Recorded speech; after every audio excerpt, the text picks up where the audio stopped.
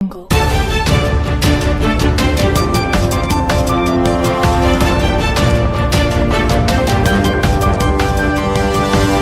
Audio Jungle.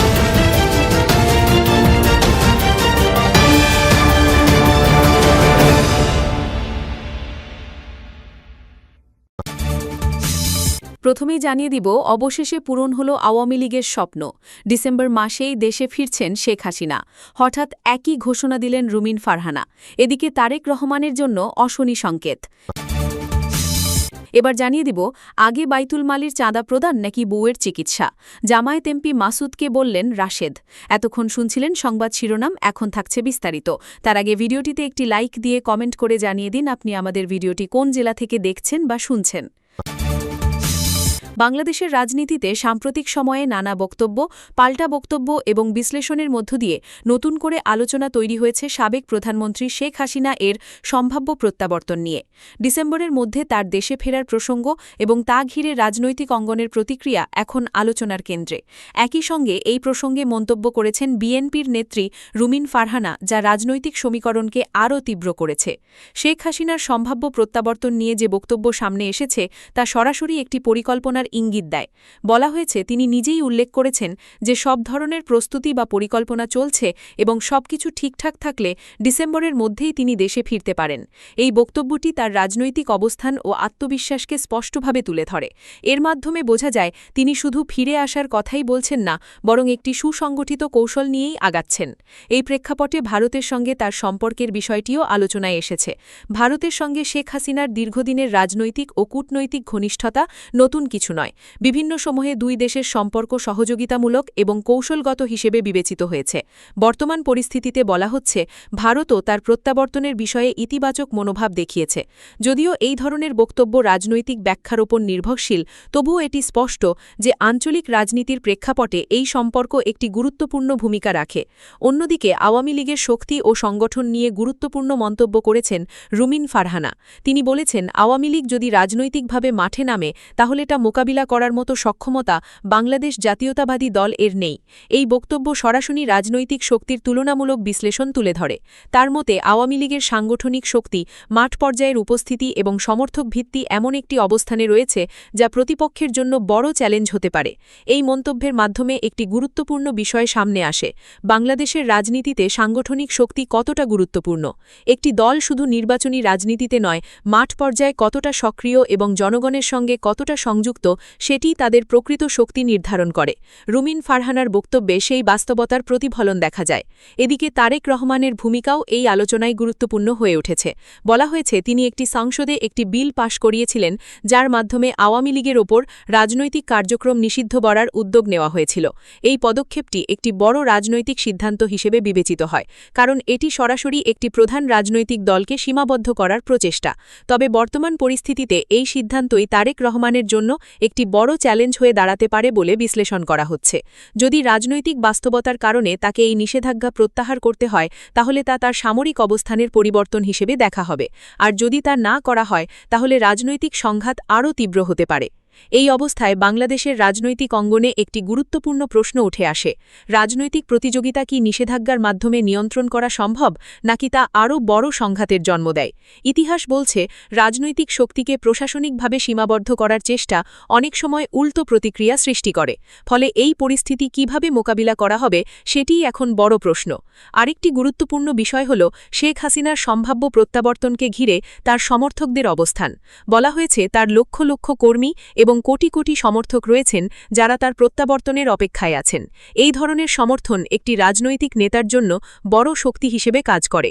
এটি শুধু নির্বাচনী রাজনীতিতে নয়, জনমত গঠনের ক্ষেত্রেও গুরুত্বপূর্ণ ভূমিকা রাখে। সব মিলিয়ে বর্তমান পরিস্থিতি বাংলাদেশের রাজনীতিতে একটি জটিল কিন্তু গুরুত্বপূর্ণ সময়কে নির্দেশ করছে। একদিকে শেখ হাসিনার সম্ভাব্য প্রত্যাবর্তন, অন্যদিকে বিএনপির কৌশলগত অবস্থান এবং এর মাঝখানে আওয়ামী লীগের সাংগঠনিক শক্তি, সবকিছু মিলিয়ে একটি নতুন রাজনৈতিক সঠিক সমীকরণ তৈরি হচ্ছে। এই সমীকরণে কে কতটা সফল হবে তা নির্ভর করবে তাদের কৌশল, নেতৃত্ব এবং জনগণের সঙ্গে সংযোগের ওপর। তবে একটি বিষয় নিশ্চিত, বাংলাদেশের রাজনীতি আগামী সময়ে আরও গতিশীল এবং প্রতিযোগিতামূলক হতে যাচ্ছে। বাংলাদেশের সমসাময়িক রাজনীতিতে ধর্ম, আদর্শ এবং দলীয় কার্যক্রমের সম্পর্ক নিয়ে নতুন করে বিতর্ক তৈরি হয়েছে বিএনপির এক নেতার বক্তব্যকে কেন্দ্র করে। রাশেদ খান সামাজিক যোগাযোগ মাধ্যম ফেসবুকে দেওয়া এক স্ট্যাটাসে বাংলাদেশ জামায়াতে ইসলামীর বাইতুল মাল কার্যক্রম নিয়ে প্রশ্ন তোলেন। তার এই মন্তব্য রাজনৈতিক অঙ্গনের পাশাপাশি ধর্মীয় ও সামাজিক পরিসরেও আলোচনার জন্ম দিয়েছে। রাশেদ খানের বক্তব্যের মূল প্রতিপাদ্য ছিল ধর্মীয় আবেগ ব্যবহার করে অর্থ সংগ্রহের নৈতিকতা এবং তার গ্রহণযোগ্যতা। তিনি অভিযোগ করেন, যদি কোনো সংগঠন ইসলামের নাম ব্যবহার করে মানুষকে প্রভাবিত করে চাঁদা আদায় করে, তবে সেটি ধোঁকাবাজি বা চাঁদাবাজির পর্যায়ে পড়তে পারে। তার মতে, ধর্মীয় বিশ্বাস মানুষের জন্য অত্যন্ত সংবেদনশীল একটি বিষয় এবং সেই বিশ্বাসকে ব্যবহার করে অর্থ সংগ্রহ করা হলে তা নৈতিকভাবে প্রশ্নবিদ্ধ হয়ে ওঠে। তার ফেসবুক স্ট্যাটাসে একটি নির্দিষ্ট উদাহরণ তুলে ধরা হয়, যা আলোচনাকে আরও তীব্র করে তোলে। তিনি লিখেছেন, আগে বাইতুল মালের মাসিক চাঁদা প্রদান নাকি বউয়ের চিকিৎসা? বউ গেলে বউ পাওয়া যাবে, কিন্তু বাইতুল মালে চাঁদা না দিলে তো দল টিকবে না। এই বক্তব্যের মাধ্যমে তিনি বোঝাতে চেয়েছেন যে যদি কোনো ব্যক্তি তার পারিবারিক জরুরি প্রয়োজনের চেয়ে দলীয় চাঁদাকে অগ্রাধিকার দিতে বাধ্য হন, তবে সেটি একটি অস্বাভাবিক ও অমানবিক পরিস্থিতির ইঙ্গিত দেয়। এই প্রসঙ্গে তিনি আরও বলেন, কোনো রাজনৈতিক দল যদি সত্যিকার অর্থে ইসলামিক আদর্শ বা শরিয়া আইন প্রতিষ্ঠা করতে চায়, তবে সেটি তাদের রাজনৈতিক অধিকার। তবে সেই আদর্শ বাস্তবায়নের পথে যদি ধর্মকে ব্যবহার করে মানুষকে বিভ্রান্ত করা হয়, তাহলে তা ইসলামের মূল শিক্ষার সঙ্গে সাংঘর্ষিক হতে পারে। তার এই বক্তব্যে একটি গুরুত্বপূর্ণ প্রশ্ন উঠে আসে, ধর্মীয় মূল্যবোধের ব্যবহার এবং অপব্যবহারের সীমারেখা কোথায়? রাশেদ খান তার বক্তব্যে আরও উল্লেখ করেন যে এ ধরনের প্রশ্ন হয়তো আগেও উঠেছে। তিনি হাসনাত আবদুল্লাহ এর একটি মন্তব্যের প্রসঙ্গ টানেন, যেখানে প্রশ্ন করা হয়েছিল জামায়াতে ইসলামী আদৌ একটি ইসলামিক দল কিনা।